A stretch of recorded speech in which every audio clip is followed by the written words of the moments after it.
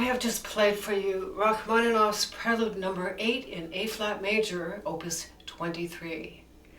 This is one of 10 preludes from his earlier opus, the opus 23, written in the time period around 1901 and 1903.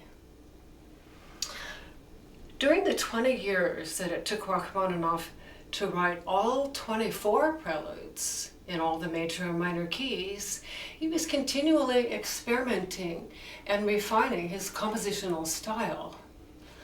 And with this Prelude number 8, he was onto something, as well as the ones before and after, 7 and 9, and that was to write a piece built around non-stop 16th notes. That's all you see, 16th notes everywhere.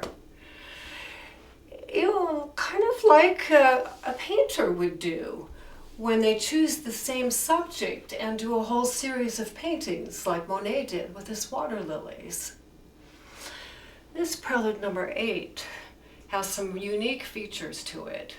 One of them is how he groups 16th notes into 4-note chords in very inverted positions. So here's your regular 4-note root position, and he's flipping it. So you've already got a chord that is not in its regular root position, and then he puts a melody in the middle of those notes that has to sustain at the same time. Very ingenious. And the combination of those two elements makes a very rich and lush and dense texture. And maybe the most defining thing about this piece is the meter. It is in 3/2 meter, and it's the only piece of the 24 preludes that he put in the 3/2 time signature. So we have these big, slow half notes, and he starts the piece with a giant arcing 2-measure phrase and comes down. 1, 2, 3. 1, 2, 3. And for me, I get the feeling right away of the wide and open, vast horizon. It's big, it's generous, and it is so uplifting. I can't wait to share with you now all the things that I find amazing about this piece. Okay, so it's in the key of A-flat major, and that tonality, here's your chord. A-flat being the tonic, E-flat dominant, and C the median, but it's a 4-note chord he does, so he doubles the root all the way through the piece. Nothing but 4-note chords, but in its first inversion. So, that's how he begins the piece. On that very chord, in the full measure 1, that's the first chord we hear, but it's broken like that. There's a little tiny upbeat of 3 chords, broken chords, which goes sneaking up the half steps like this. Starts. It's very beautiful. Now I said that 2 huge arcing 2-measure phrase. That's what the left hand is giving us in measure 1. Starting down on the bass, A-flat, the lowest A-flat on most keys. This piano has an extra one, but that's because this is a Bösendorfer Imperial with 9 extra keys. So he starts with this tonic A-flat, and then he sweeps up in the 2 measures like this. 1, 2, 3. 1, 2, 3. And he does it again, and this is how I feel when I play it. 1, 2, 3. 1, 2, 3. This arc is just so open and expansive. Now, earlier I said that we have a hidden melody note. in between that inverted chord. And that, I'm going to just pull up my music to show you this. It's very ingenious also. This is all marked up for the lesson. You'll get a lot of these colors and marks on another supply. But anyway, the piece, if you can see, I have circled all of the first notes of these 4 groups of sixteenths because they have the melody note on them. So the downward stem is the melody, that C here, and that has to be held. The D flat held all the way through, the D natural held all the way through, and the other 16th notes are single, ya da da da da da da da da da da da. So the melody notes on this were fine, downward stem right hand, downward stem right hand, but look right here, this is in measure 1, there's a 16th rest, a 16th rest, and a 16th rest. And where's the 4th 16th note? Why are these just 3? And that's because the melody for those 3 groups is taken with that left hand arc.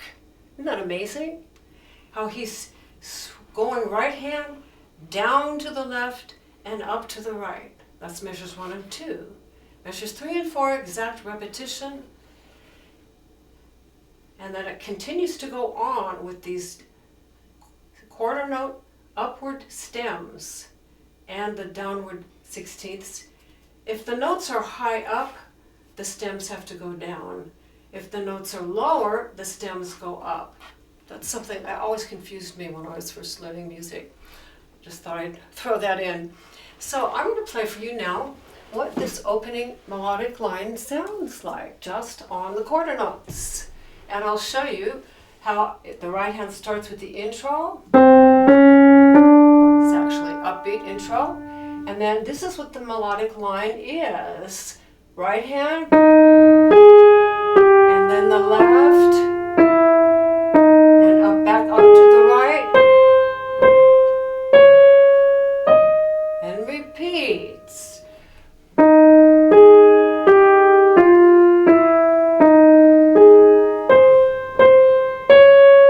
And goes on.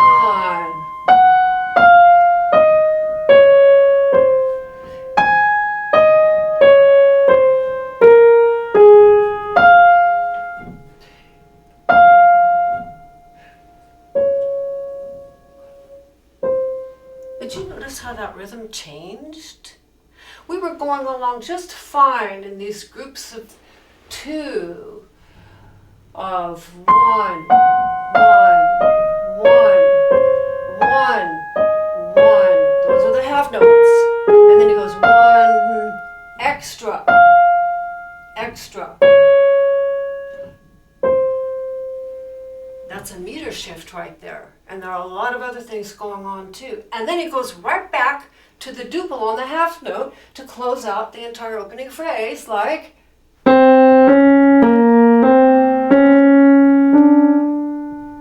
Okay, that's just the melody note. But what about all those 16th notes in the inversions? I'm going to play this now the way I really recommend practicing, and that is to block chord these 16th notes rather than playing at, we'll get to it as it's written like this,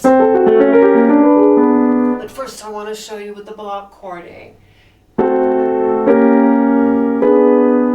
Rest. Now these are the 16th rests. That's how I did that, and then climbing and climbing. Now, did you hear that upper note as much as I did? If I do this now, again, C, F, E flat, F, G, A flat, E flat, and C. So I'm offering to you the option of hearing both of those as equally important. Bringing out that melody note, but also hearing the note above that the octaves play. This is just a fascinating type of writing. I've never seen a piece that does this. So by blocking, we're getting the feel in our hands and the pitch of the octave.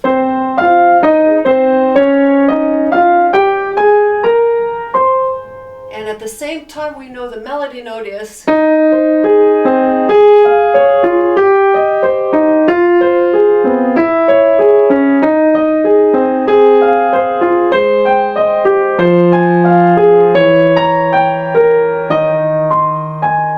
Isn't that beautiful? How that speaks. Now I'll go on blocking slowly.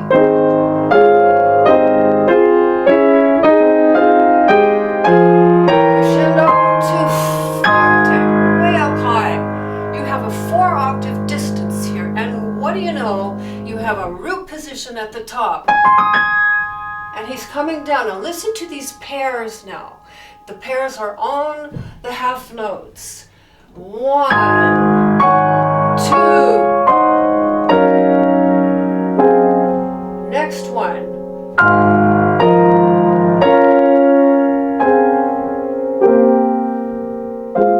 I love to slow it down like that. If I took just the melody notes of the right hand and measure 5 here, I'm going to take this now back to the single notes, because he's doing another thing with both hands, making a dialogue. And this pair. And then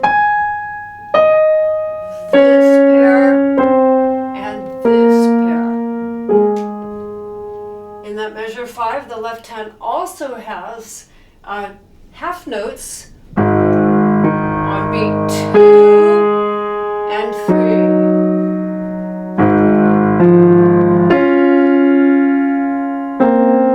Isn't that beautiful? You put that all together, left hand, these two measures, and you've got 2-part writing. You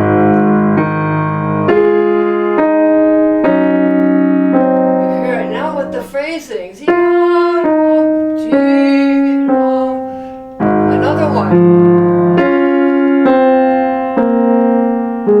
Now he goes to the 3.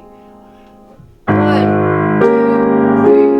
1, 2, 3. 1, 2, 3.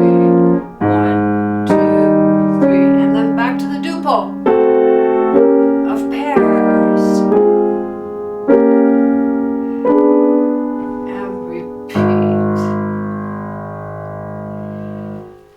Now, one of the things that I love to do, not only block chord practice, but I do a technique where I take that whole chord, for instance, in measure 5, and I'm going to take the first 2 notes, C and A flat, and play them as an interval, blocking. So that's a 6. The next 2 notes play these 2 notes. So I can block that whole passage.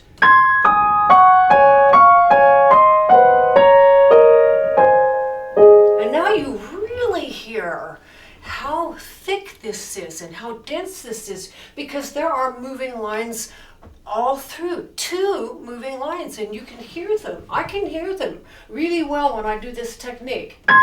And my starting note is the melody note with the 2. So I'm always aware of bringing that one out loudly.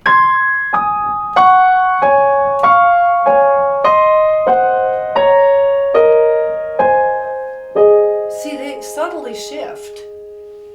And the next measure.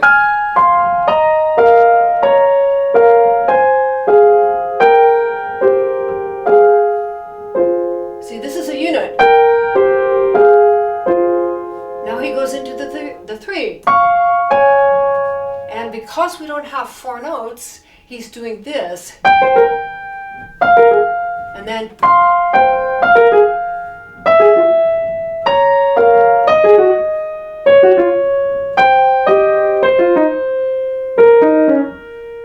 I couldn't believe that when I found that.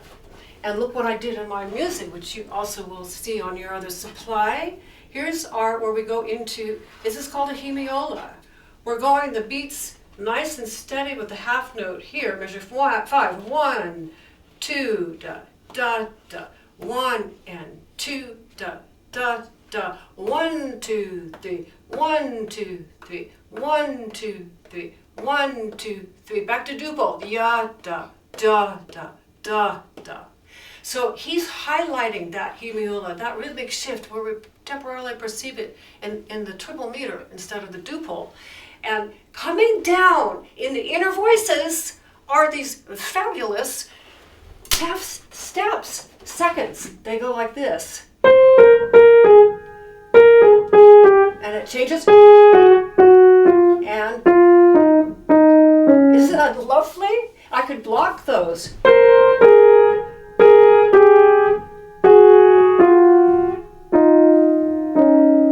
Who's going to think of that? And you put it as written.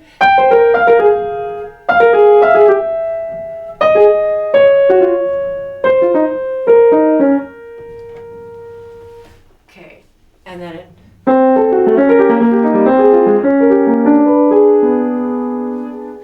Okay, now I'm going to block the right hand with the left hand as written before we finally put it all together as written. And notice that I'm starting right here at the second system.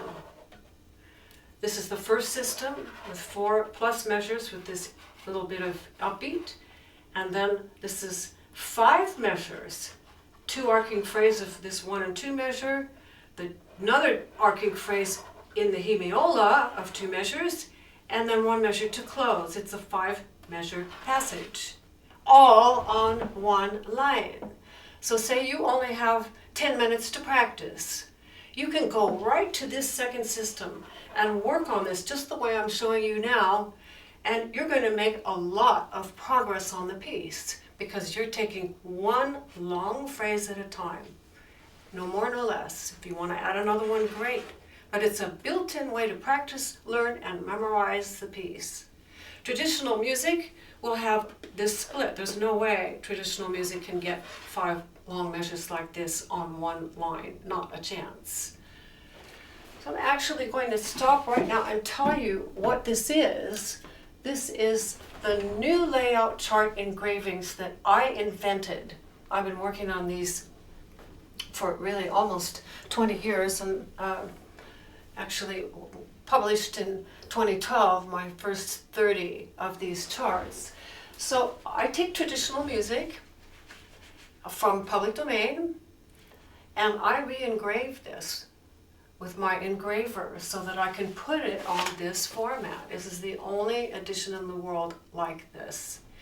And this piece, it took 5 pages to get the entire piece on. And after I do that, I actually show you, this is what your working copy main file looks like, where you're going to learn your notes. And look at how absolutely spacious and wonderful this is, so open, so much open space. This is on the horizontal 11-inch by 17-inch size. And you can see your upbeat.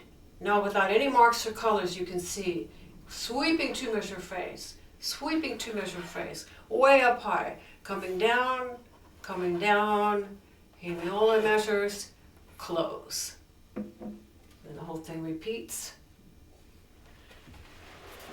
After I make this on these 5 pages, then the next supply in your chart package is called the satellite view. And it took me, this is on the vertical axis. So the notes are much, much smaller on this. You're not going to learn your notes from this, but you'll study the layout, the floor plan, the map of the piece from this. This is my working page 1 and 2, and then it goes on to a page 2 and goes on to a page 3. That's your satellite view in the vertical black and white. But I have to make that before I can make my favorite part, which is what I've heard from you, is yours as well. That wonderful supply called the Color Structural Analysis. And here it is. And I'm just absolutely thrilled with this. The part that I just demonstrated with the lesson is the opening pink box. That's all your Section A opening material. And everything's marked for you here. The colored yellow circles with the melody notes going from the right hand to the left to the right. And then your hemiola, and then your close. The repetition, which we're going to do next in the lesson, is another pink box. And the material repeats. These two measures, this system here is exactly like these. This starts the same, but here is the departure. So the first time we had this chord, and the second time we have this, a new bass note, and sudden new tonalities. And then another hemiola, 2 measures, and another close. And then we'll come back to this, because this blue box is the B section with some amazing material, and that's how our main file page 2 begins. And just a quick peek, then our page 3 on the main file is this gorgeous development section in the green box. Then we have our recapitulation, back to the pink box. And finally, on the last closing page, we have the new material here, a departure, where he's really starting to do some extraordinarily new things with his writing. This is reference to our Section A, but expanded and quite a bit different. And then we have my favorite part in the piece, this amazing long ascent. Goes up to the heavens for me, and culminates here and our coda. Now there's your entire piece. It's very, very helpful. I actually taped these on the back like that, and I put them on an artist's easel. And I look at this every day. This is your entire piece. And I study it without playing. I just go through it in my mind, looking at the music and hearing it. It's extraordinarily valuable. That's what conductors have to do. They don't have the musicians within their rehearsal rooms. It's all in their head. It's all with the music. You can get all of these PDFs from my website, sallychristianmusic.com. They're digital downloads. You just take them to your printer shop and have them printed on the heavy cardstock 60-pound paper. The last supply is this addendum, which I can't wait to get in with you, of the development section of the piece. This is pretty remarkable what Rachmaninoff has done, and I think this is a great way to visually display all of the complexities that we might not normally see. Okay, so now we're going to go up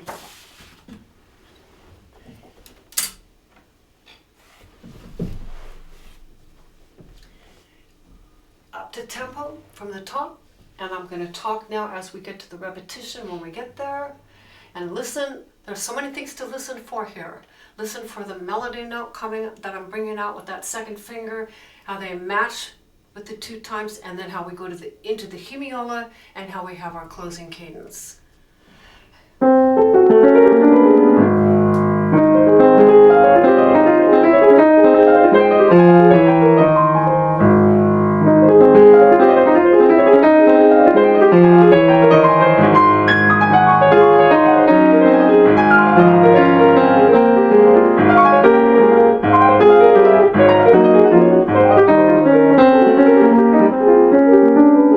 Repetition, same.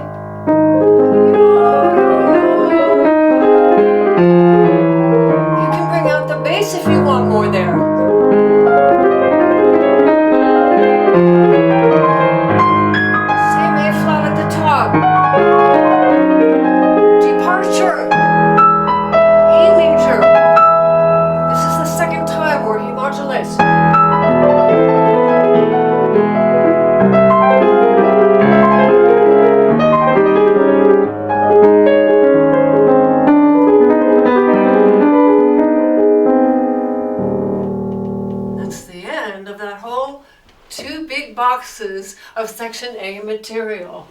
If I take this at the last system here, measure 14, I want to just point out when we have the departure at modulation at measure 15, how extraordinary these harmonies are, which you don't hear quite as clearly up to tempo, but slowly you hear them better. Here we go.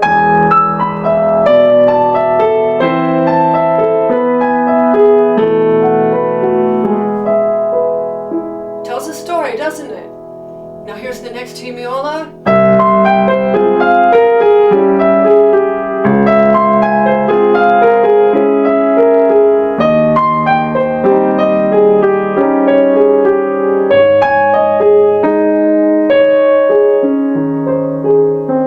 Piano. That melody note is so pretty.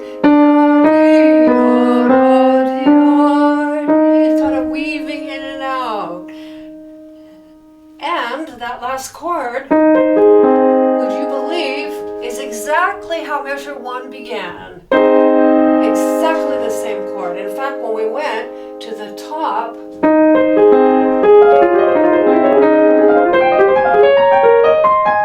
same chord. See how he's loving these inversions? He just went up the octave. This is beautiful. Well, that's the end of our page 1. And now we get to this gorgeous B section. And as I said, this is still continuing the idea of the 2-measure phrases. He has 4 2-measure phrases, and they're building, each one culminating, getting higher on the piano. This is extremely complex, and I'm going to spend a fair amount of time on this. This took me a long time to learn this section of the piece, this beginning measure 19, or bar 19, as some parts of the world say. First, I'm going to take the left hand, starting measure 19 on our dominant E flat.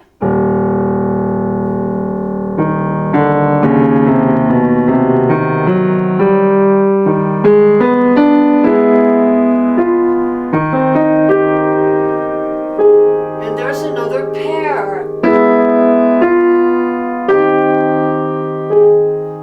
Next 2 measures.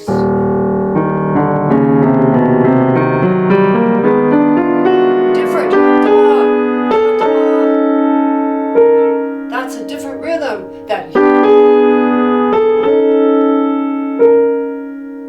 And they go with those pairs. Then he jumps up to A flat, jumps up a 4th. And he does a little bit of different things here in the left hand, but the idea's going to still end with these pairs.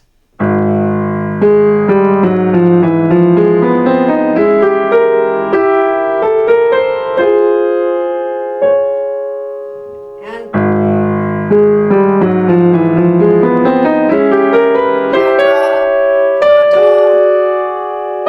isn't that fabulous? Let me show you my music here. It's so exciting when you get to see everything line up. Here's our page 2. And at the end of the first 2-measure arc, I put these in orange, and these. And then here, this is exactly the same idea. When we go up a 4th, we still have the compositional closures of these 4. That's so important. If I just played those 4, and they line up, you could see it easily with your eyes. So the first one went, the second one went, and then the next line, and the final one is,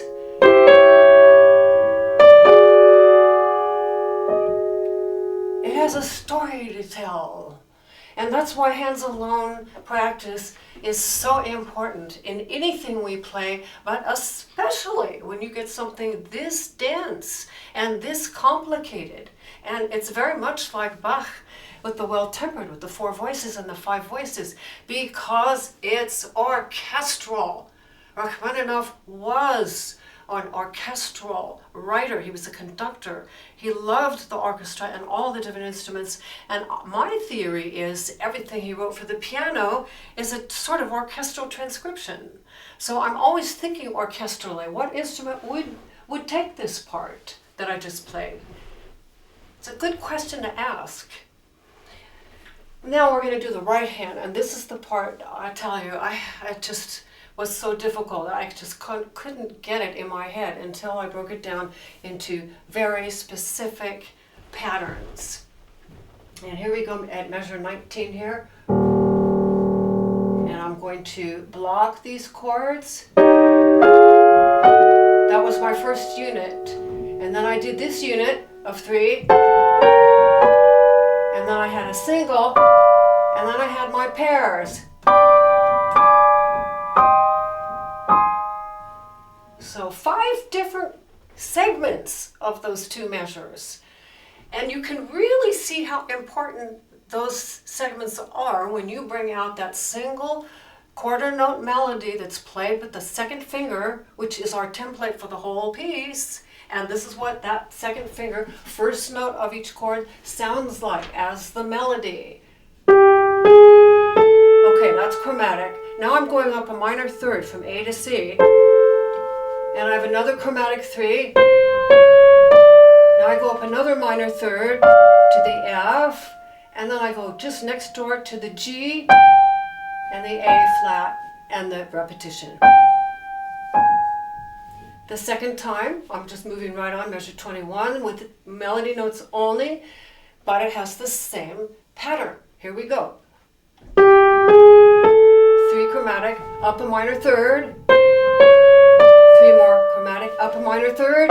And now our pairs. But this time, instead of repeating the pairs, he goes. Isn't that gorgeous? And if I put that as written,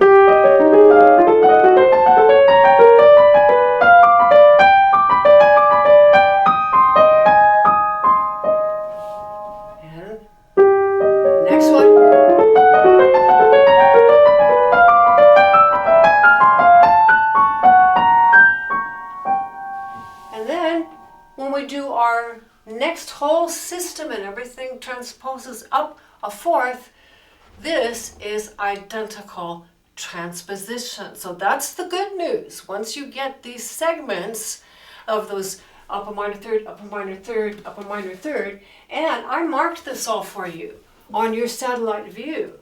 This is this incredible blue box that's so dense and so complicated, and everything's marked for you. These pencil markings are things that I've recently added, and they will be, of course, updated digitally before this is published. This is my process. As I get ready for these lessons, I get more and more insights and more things I add to these engravings before they're finished.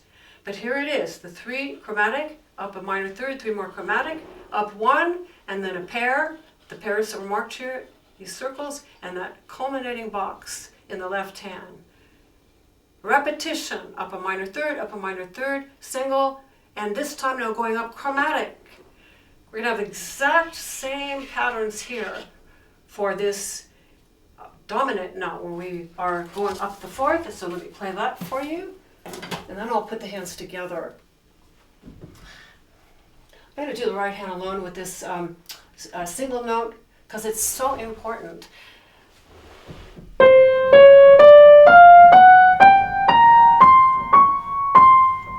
You have to know that like your name, and you have to be able to sing it.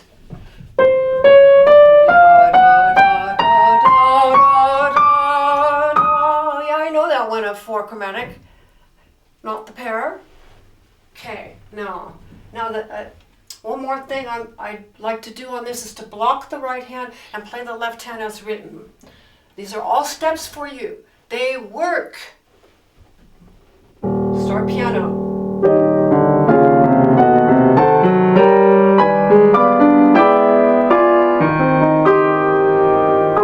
And we got this. That's the same thing he did at the very beginning with the octave duplication with those single lines. And then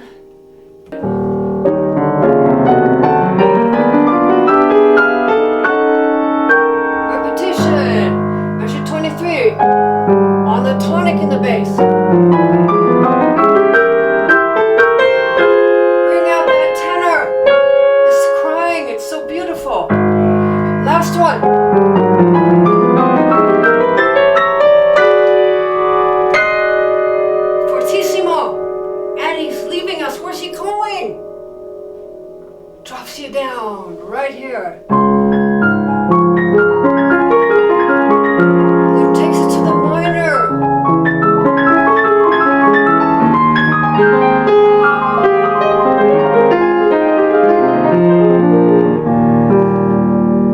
This is like a waterfall coming down. It's so beautiful. So this left hand, now we have again that grand arcing, sweeping phrase that we had in the beginning. Measure 27, and he starts with the 10th. And then the next measure shrinks. What does that do to you? Reminds me of Busoni, Alitalia. They were doing that at this time. Here's the measure. Measure 27, sweeping up to B flat and A flat. Next measure, shrink down. B double flat, A flat. And then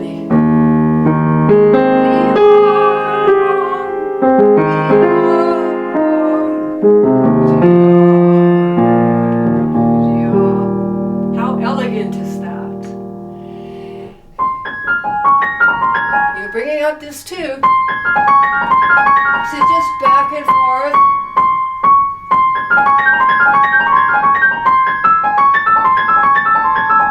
Now this is the part, this passage 29, where I go back to my blockings to learn this of the top two and the bottom two. And I think this is almost even more beautiful than what he wrote, to play it like this. I'm going to go slowly at first. These are the steps for you in your practicing to hear the patterns. Actually, first I'm just going to play the melody note here.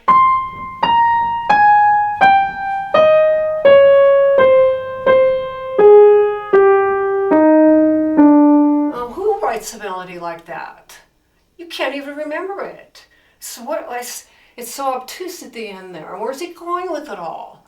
But it makes sense when you get the other things with it. Now my next step is to take just the top two with the melody note and the next note and play these as blocked intervals. This is now going to sound gorgeous. It's a sixth, a sixth, a sixth, a sixth, a sixth, a sixth, and now the fifth. See, he sneaks in that fifth there. And then sixth, sixth, sixth, sixth. That helped me tremendously. A little faster.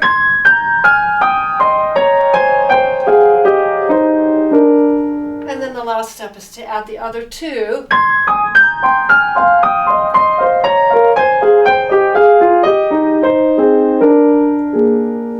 And you can do the left hand together in this split blocking pattern like this.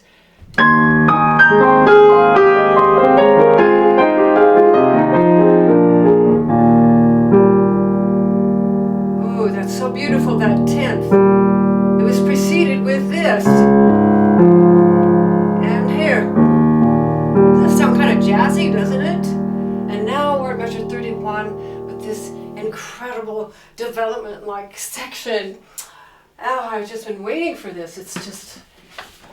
It's really, I wrote in my music the word alchemy, because what he's doing here is so enormously unusual. It's way outside of the box.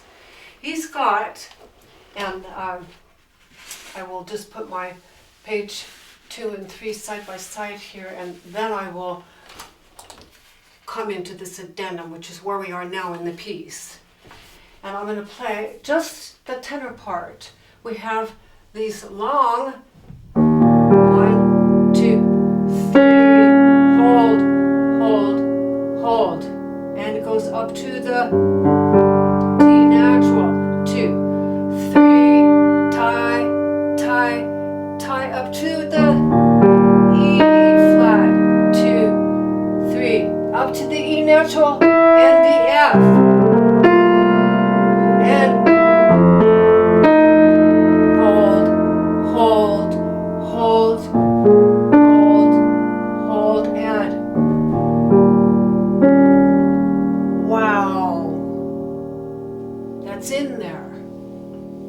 But the cauldron begins. What goes around it? And if I block this right hand first, just to show you how dense this is, and this becomes very chromatic, very half step and tight. This is the opposite of our wide open section A material. We're getting really dark now. We're going into these spooky harmonies. We still have, well, this is the whole clusters now, what these blocks sounds like. Ooh, well, who does that? Next one. Next one. Next one. And it does go in the fours like that. The melody with the double stem, which she still has, goes like this.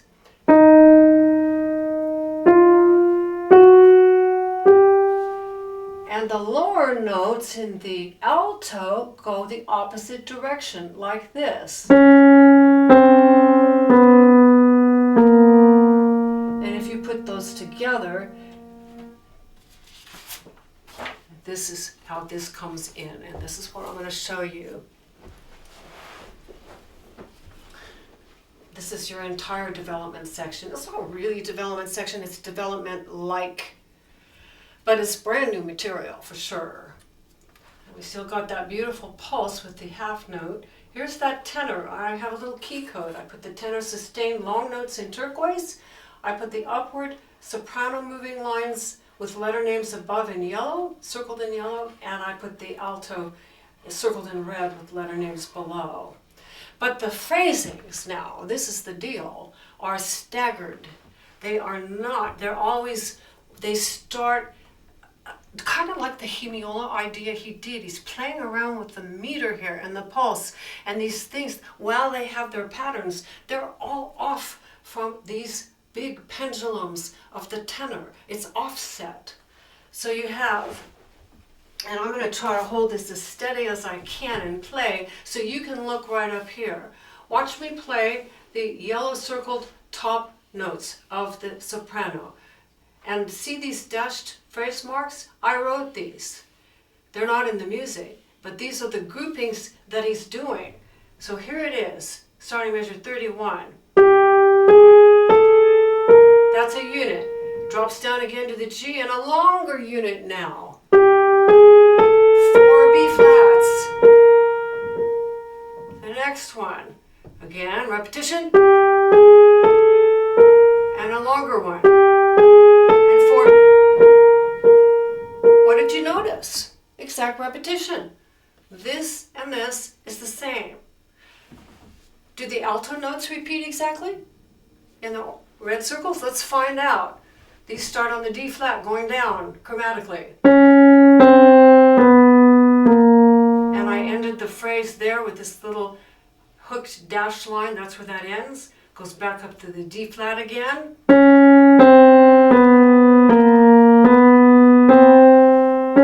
Now we want the D natural, don't we? We get it, but with the tenor. Now, next phrase for the alto. Okay, that was just like this first one. And then next one.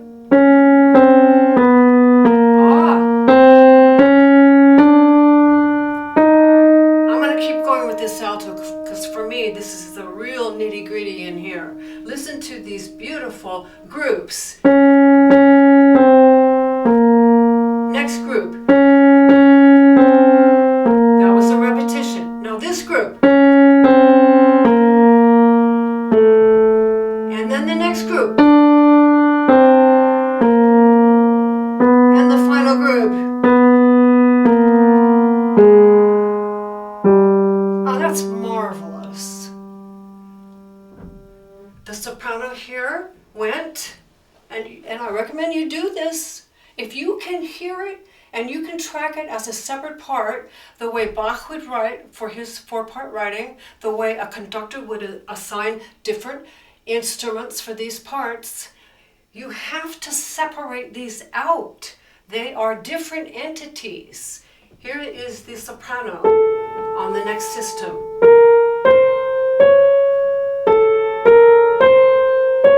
A repetition. Now it goes and drops drops down to the G.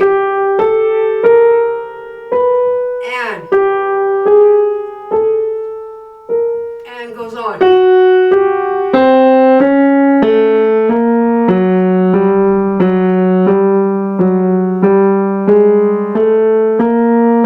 And we're back.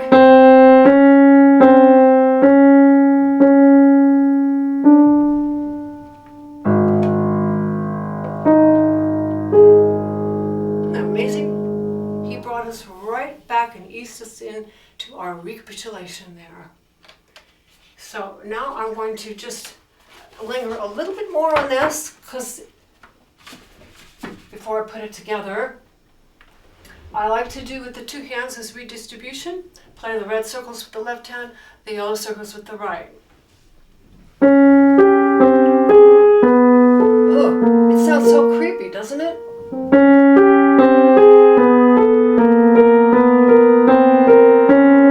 And there's the tenor.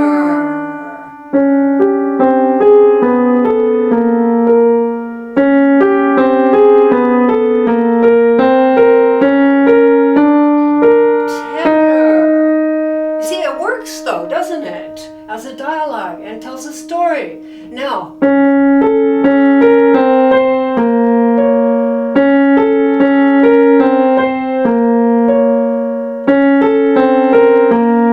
love this part. And this D natural. And this double C naturals and the final.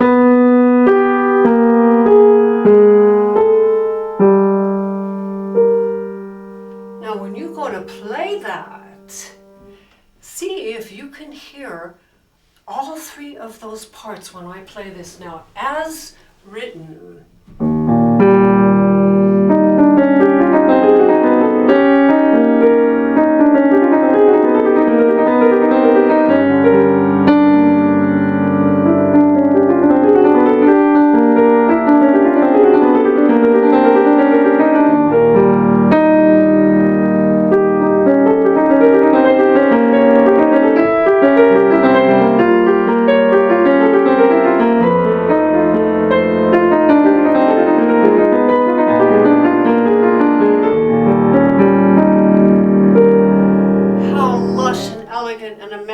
Is that?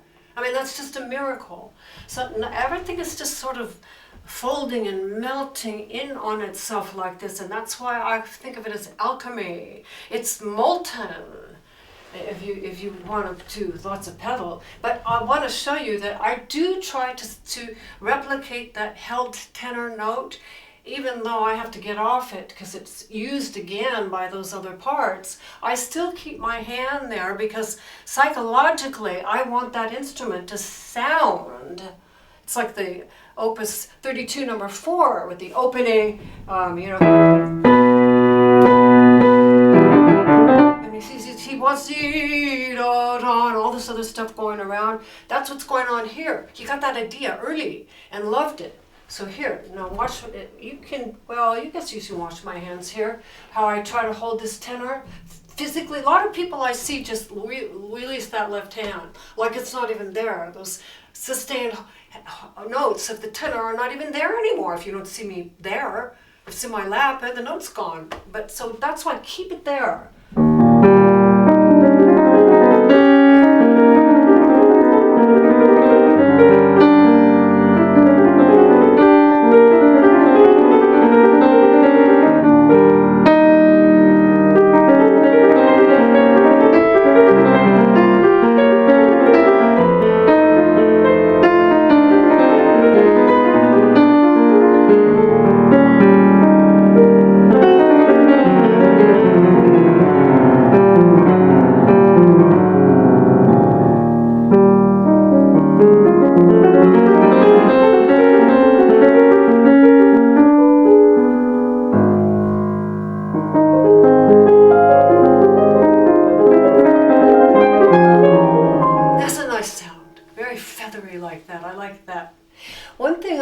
To say before we leave this important addendum are the metric changes. Just like he did the hemiola on the section A, he's slipping in quick transitions to 4/4 time. So we're in 3/2 here with these big beats. These are the counts on the bottom. Slow, 2, 3, 1, 2, 3. That's continuous like that. Now we get down here.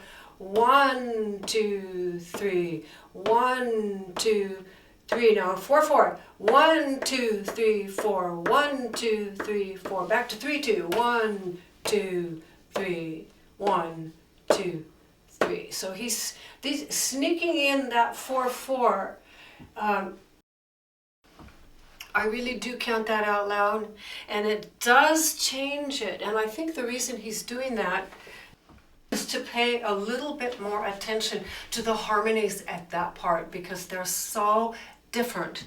They're so unexpected. Okay, so that's the end of that, and now we are recapitulation, and this is on our main file on page 3. Here it is in my music. Now the good news, it's exact repetition for the first 11 measures that we had in the piece. Exact. And it doesn't change until we get to our working page 4 right here, and then everything starts to change. Okay.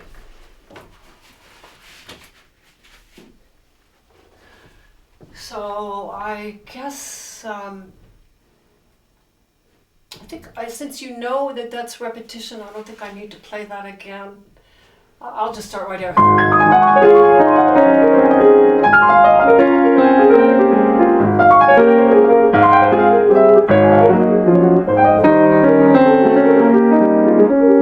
It's good that I did, because you really feel that yamba, yamba, yamba. It starts to swing to side. That's how I feel it. And I feel it in my torso too. And then going back to the dupo. 1, 2, 1. And now the last 2 pages, 4 and 5. This is the last of the repetition.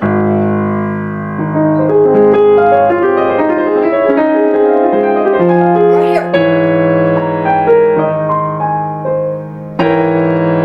That's different. And then 4/4 time.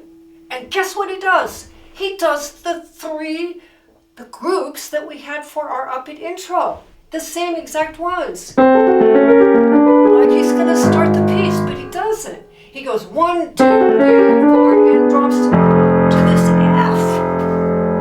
What's he doing? He's starting to play around with the elements that we had in the whole piece. And we're going to get a lot of elements from the B section now that he's bringing in. This next line is remarkable. This measure 58, it's the section A material, but it's expanded. We still have our trade-off of melody notes going from soprano down to the bass line and then up. Same thing, but look, at this time we only have 2 of the bass notes taking the melody. We have only 2 16th rests. So it's a variation. And of course the harmonies don't sound anything like what we had at the beginning. So a little bit slower here. We'll pick this up at the where we were. I'm going to take the left hand alone here. There's another sweeping phrase.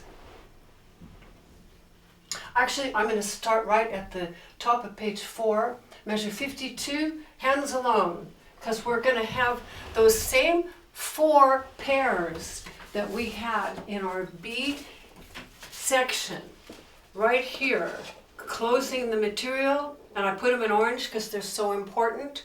1, 2, 3, 4.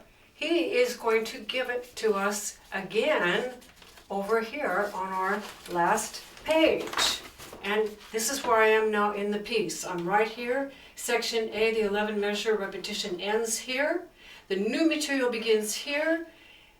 And it starts with that orange box, just like the B sections ended. And look how many he's got. 1, 2, 3, 4. That's B section reference. Meter change, meter change. And now we're here. But I'm going to take the left hand alone starting right here. And I want to savor these orange boxes. I'm going to play from here to here, left hand alone. These are the steps. You do this in your practicing. You're not going to do all this in one day or one practice session, unless you're at the piano for hours. But you certainly can do a few of them, and you do a few every day, and guess what you've got? You're learning the piece then. It's doable. You can do this.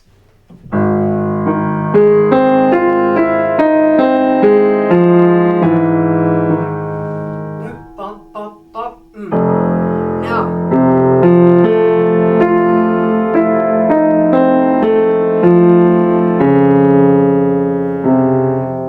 And then E.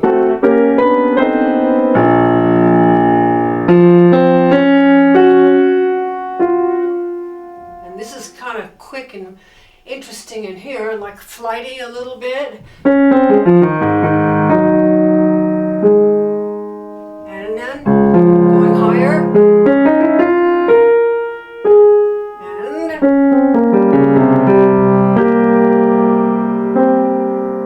And so our orange boxes we had.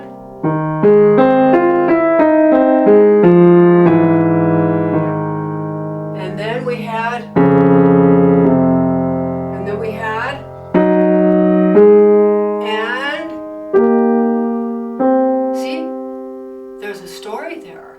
And that continues as one entity, all related. And then we start one of my favorite passages of the entire piece.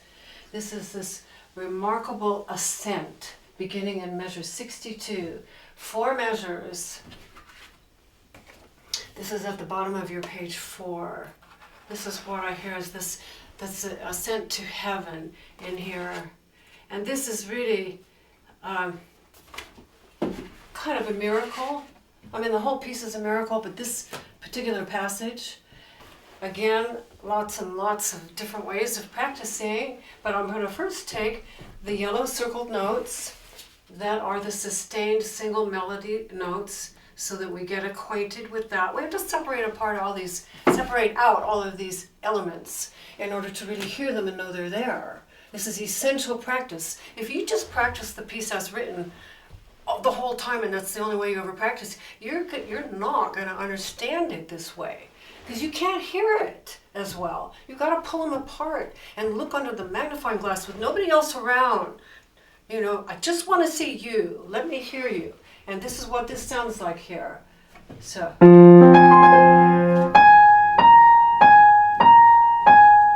Now it starts to climb.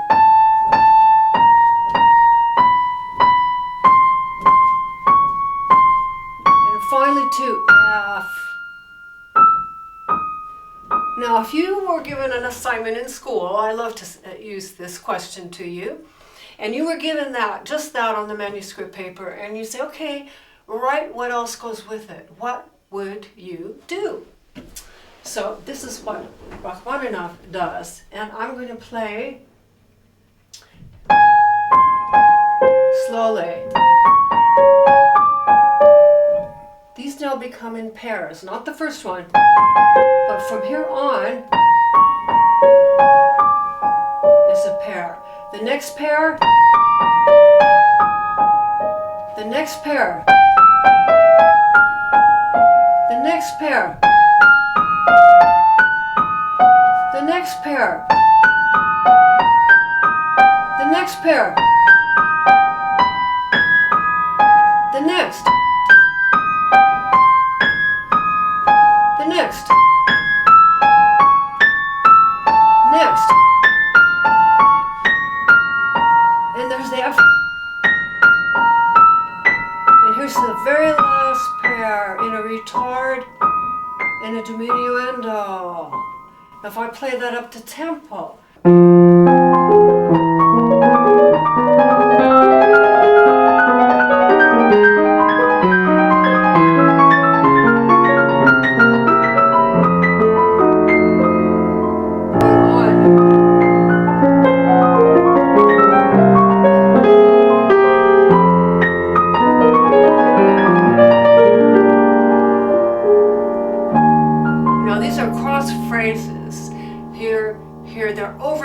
Phrases like waves.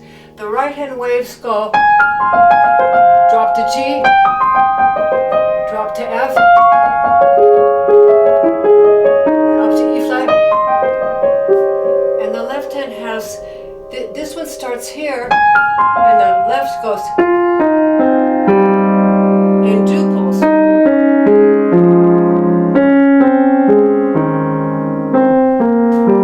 I'll show you the music. This is really complex. Staggered descending. This is a cadence here. This is a 5 to the 1. So he's building it like this. These are the beats. 1, 2, 3, and into a 4/4. 1, 2, 3, 4, boom. Tricky. Here's the 1 and 2 and 3 and 1, 2, 3, 4, 1. Oh, how does he do that? Do we have to do it like that, really? He has a reason for it. 1, 2, 3, 4, 1. We count that first one. 1,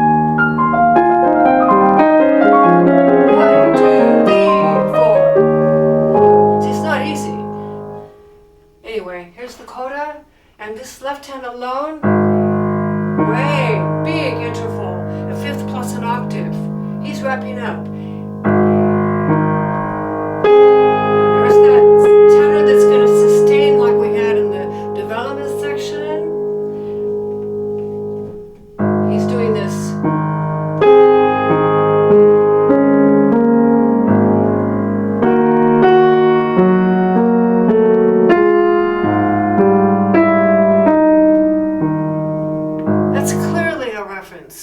To the development section, clearly. This is a wrap up.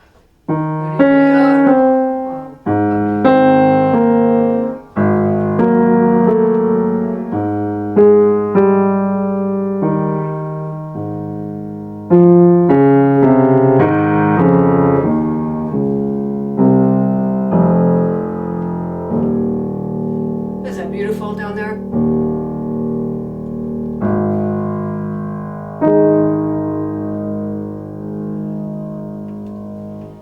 So right here at this coda, beginning of measure 70, I was so thrilled when I discovered this little tiny detail.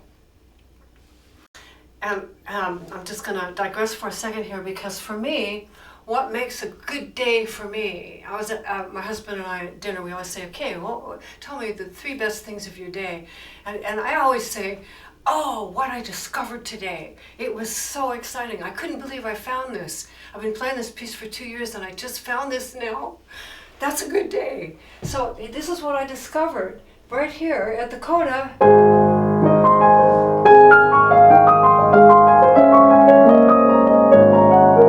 That's our opening material. I couldn't believe it. It's exactly our, except in our opening we have, and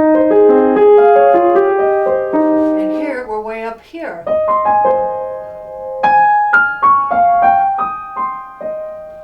So he's even saying goodbye to the opening as a refrain, restatement of it. You know, this is like an epilogue, bringing in all of these elements. Now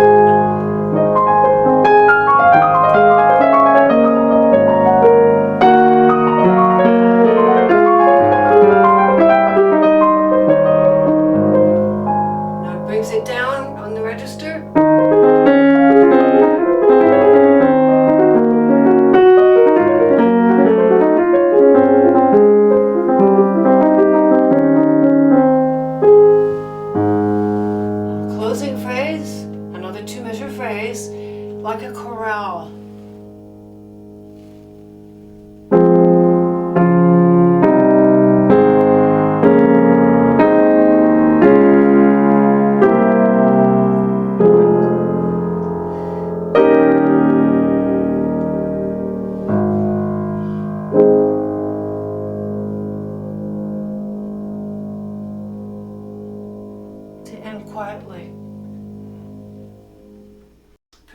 listen.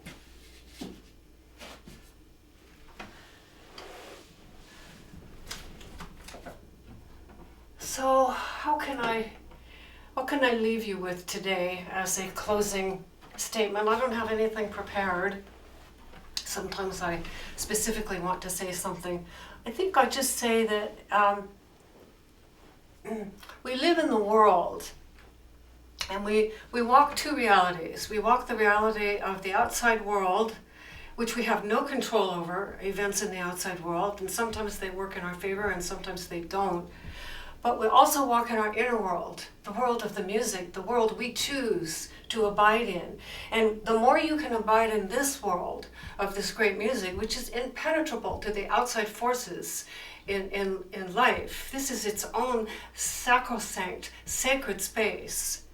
That's the person you're going to develop as a way of being. And how you locate yourself and how you feel every day in your body, walking through life, doing life as you. So having this as your partner, as your friend, that's like the best friend you can have, along with a great spouse and great kids. I'm not minimizing those in any way. But the things we do just as individuals, the music is probably one of the most elevated things that we can do. So if you want to learn this piece, that's great. It's a big challenge to do this one, but it certainly would be a very worthy friend to have for the rest of your life if you choose to play it. And that's I guess what I'd like to say is that these pieces become my lifelong friends. And even if I just recently learned them in my older years, as the case of this one, I feel so lucky that I got this friend for my later years to walk through life with. It's pretty amazing. So I hope the lesson's been helpful for you. I wish you hours of joy playing whatever you are currently wild about. Thank you.